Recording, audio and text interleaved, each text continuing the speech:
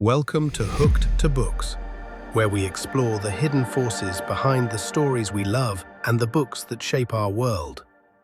Walk into almost any bookstore today, and one cover seems to glow with heat. Fourth Wing by Rebecca Yarros isn't just a book, it's a wildfire. Shimmering black edges, dragons, romance, rebellion, and lines of readers begging for a copy. But beneath the fantasy and the fan art lies a much bigger story. This wasn't just a viral hit, it was a blueprint shift. Fourth Wing didn't climb the charts by accident, it shattered old publishing rules and rewrote what it means to launch a book in the TikTok era. So how did a romantasy novel from a small imprint create a tidal wave in traditional publishing? What made Fourth Wing different? And what does it teach us about the new power of readers, algorithms, and limited edition ink? But to understand how Fourth Wing became more than just another fantasy novel, we need to step back to January 2023, when Rebecca Yarros was still largely unknown outside military romance circles. She had written over 15 novels, most of them contemporary romances about military families, selling steadily but quietly to a devoted readership. Then, Amazon Publishing's Montlake imprint offered her something different, a chance to write fantasy. The manuscript that would become Fourth Wing wasn't born from a grand marketing strategy or a committee of publishers analyzing market trends. It emerged from Yaros's own relationship with her military family, her understanding of sacrifice and training, and her desire to explore what happens when love blooms in the shadow of war. She created Violet Sorrengale, a character who embodied fragility and strength in equal measure, thrust into a Dragon Rider academy where death wasn't just possible, it was probable. What happened next reveals something profound about how stories find their audience in the digital age. Fourth Wing was released in May 2023 with modest expectations.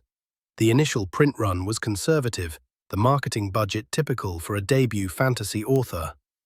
But within weeks, something extraordinary began to unfold across social media platforms, particularly on TikTok, where a community of passionate readers had been quietly building an empire of influence. BookTok, as this corner of TikTok had come to be known, operated on principles that traditional publishing had only begun to understand. Here, authenticity trumped authority. A 20-something reader, filming herself in her bedroom, tears streaming down her face as she clutched a book to her chest, could move more copies than a full-page review in a major newspaper. The algorithm favored emotion over expertise, genuine reaction over polished critique. The first BookTok videos about Fourth Wing appeared organically, posted by readers who had stumbled upon advance copies or early releases. They spoke in the language of their generation, direct, emotional, unfiltered. They didn't analyze literary merit or compare prose styles. Instead, they talked about how the book made them feel. They gasped about plot twists, swooned over romantic tension, and most importantly, they begged their followers to read it immediately. This wasn't the carefully orchestrated influence of traditional book promotion. There were no paid partnerships in those early days, no marketing campaigns designed to target specific demographics.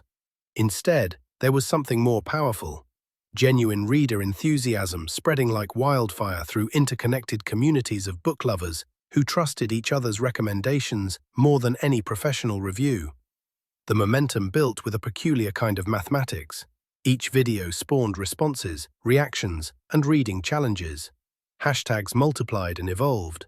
Book clubs formed around the novel. Readers began creating fan art, writing analysis threads, and engaging in spirited debates about character motivations and plot developments. The book wasn't just being read, it was being lived. Then came the scarcity. As demand exploded, supply chains struggled to keep pace. Bookstores that had ordered modest quantities found themselves with waiting lists. Independent bookshops, often the last to receive popular titles, became pilgrimage sites for devoted readers willing to call store after store in search of a copy. The phrase, "sold out," became a badge of honor, a sign that you were part of something bigger.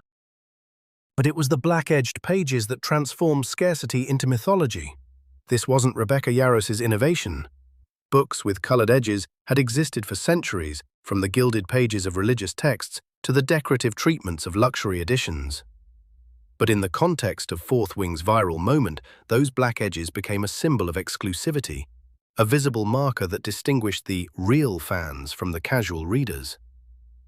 The publishing industry watched in fascination as readers lined up not just for any copy of Fourth Wing, but specifically for the black-edged edition.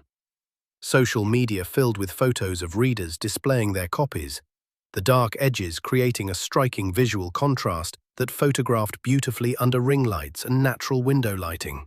The book became its own aesthetic, fitting seamlessly into the carefully curated world of BookTok content creation.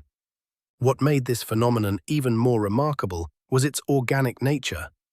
The black-edged pages weren't a calculated marketing ploy designed to create artificial scarcity.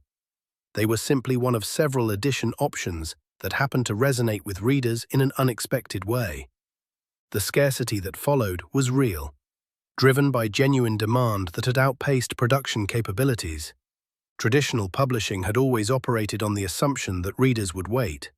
If a book was temporarily out of stock, readers would eventually find it, order it online, or move on to something else. But Fourth Wing's audience demonstrated a different kind of behavior. They didn't just want the book, they wanted to be part of the conversation happening around it. Waiting meant missing out on the shared experience, the collective discovery, the moment when everyone was reading the same chapters and gasping at the same revelation. This urgency created a feedback loop that traditional publishing metrics couldn't quite capture. Sales figures told part of the story, but they didn't account for the emotional investment readers were making in the book's success. Fans weren't just buying copies for themselves, they were buying them as gifts, as backup copies, as treasured objects that represented their membership in a community. The community aspect proved crucial to Fourth Wing's sustained success. Unlike traditional bestsellers that might spike in sales and then gradually decline, Fourth Wing maintained its momentum through reader-to-reader evangelism. BookTok users didn't just recommend the book, they made reading it feel like an urgent social necessity. The fear of missing out became a powerful driver of sales, but more importantly, it created a sense of shared experience that transcended individual reading. By the time Iron Flame was announced as the sequel, the phenomenon had evolved into something unprecedented. The publishing industry had never seen anything quite like the anticipation that built around a follow-up novel. Pre-orders began months in advance, with readers eager to secure their copies of what they were certain would be another supply-constrained release. The announcement of Iron Flame revealed how much the landscape had changed. This wasn't just about a sequel, it was about the continuation of a cultural moment. Readers didn't just want to know what happened next in Violet's story.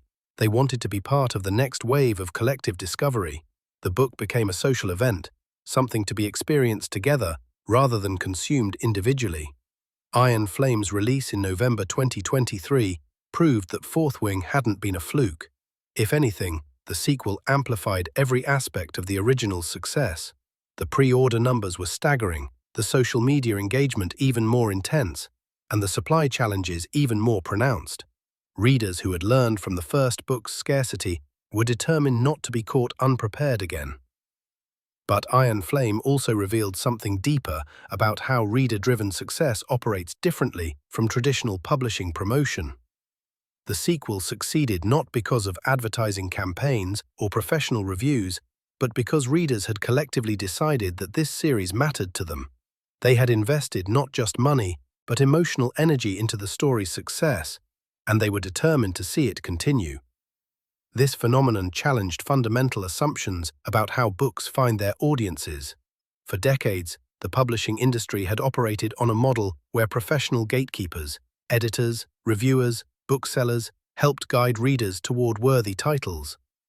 But Fourth Wing demonstrated that readers could create their own cultural momentum, independent of traditional authority structures. The success also highlighted the changing nature of reading itself. Fourth Wing wasn't just being read, it was being performed. Readers created elaborate posts about their reading experience, documented their emotional reactions, and turned the act of reading into a form of entertainment for their followers. The boundary between consuming and creating content had blurred in ways that traditional publishing was still learning to navigate. Perhaps most significantly, Fourth Wing proved that scarcity, when combined with genuine enthusiasm, could create value that transcended the physical object itself. The black-edged pages weren't inherently more valuable than regular pages, but they became precious because they represented participation in a moment that felt historic to the people living through it. This wasn't artificial scarcity designed to manipulate consumers. It was organic scarcity that emerged from the collision between unprecedented demand and traditional supply chains.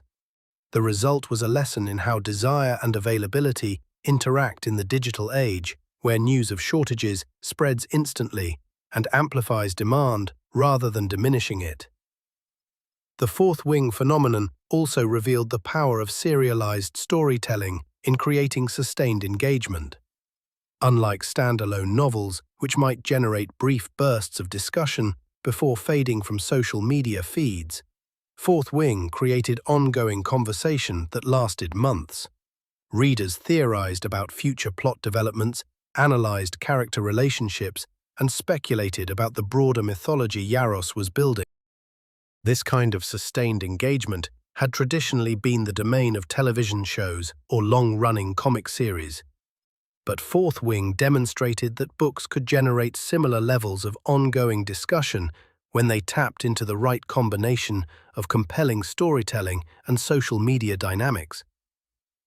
The implications for authors and publishers were profound. Fourth Wing showed that in the digital age, building a readership wasn't just about writing a good book, it was about creating an experience that readers wanted to share. The most successful titles weren't just those that entertained individual readers, but those that generated community, conversation, and collective excitement. For authors, this meant thinking beyond the traditional boundaries of their craft. It wasn't enough to write compelling characters and engaging plots. They needed to understand how their work might function in social media ecosystems, how it might photograph for Instagram posts, how it might generate the kind of emotional reactions that translate into shareable content. Publishers, meanwhile, found themselves grappling with supply chain challenges that had seemed unthinkable just a few years earlier. The traditional model of conservative print runs and gradual reprinting couldn't keep pace with the viral spread of reader enthusiasm. Success in the digital age required not just editorial excellence, but logistical agility and an understanding of how social media could transform modest releases into cultural phenomena. The Fourth Wing phenomenon also highlighted the changing relationship between readers and the publishing industry. Traditional publishing had always positioned itself as the curator of quality, the guardian of literary standards. But Fourth Wing's success suggested that readers were increasingly willing to bypass traditional gatekeepers and create their own cultural moments. This shift represented more than just a change in marketing strategy. It was a fundamental realignment of cultural power. Readers weren't just consuming content, they were actively participating in the creation of cultural value.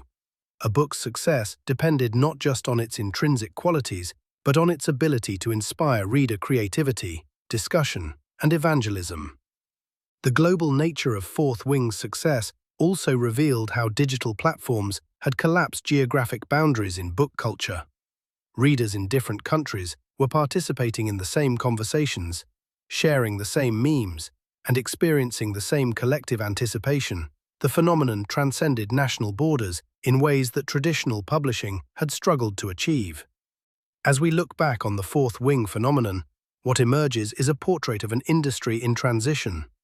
The old models of book promotion, professional reviews, traditional advertising, gradual word of mouth hadn't disappeared, but they had been supplemented by something more immediate and emotionally direct. Readers had discovered they could create their own cultural moments, independent of traditional authority structures. The success of Fourth Wing and Iron Flame represents more than just a publishing triumph. It's a window into how stories spread and take root in the digital age. It reveals the power of authentic enthusiasm, the importance of community in creating cultural value, and the ways that scarcity and desire interact in an interconnected world. Perhaps most importantly, the fourth wing phenomenon reminds us that despite all our technological sophistication, the fundamental human need for story remains unchanged. Readers didn't just want to consume Rebecca Yarros's dragons and romance, they wanted to be part of something larger, to share in the collective discovery of a world that felt both fantastical and deeply human. In the end, Fourth Wing succeeded because it understood something timeless about how stories work. They bring people together.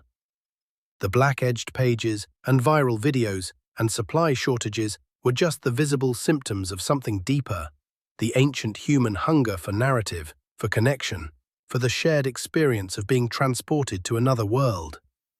The phenomenon may have seemed sudden, but it was built on foundations that stretch back to the earliest storytellers, gathering audiences around fires. What had changed wasn't the fundamental power of story, but the speed and scale at which that power could manifest. Fourth Wing proved that in our hyper-connected age, the right story told at the right moment can still stop the world and remind us why we read, why we share, and why we continue to believe in the transformative power of imagination. In a world flooded with noise, the simple act of picking up a book still has the power to change everything. Thanks for spending this time with us. If something in this story sparked your curiosity, share it with a fellow reader. And if you're not already part of our Hooked to Books community, well, you know where to find us.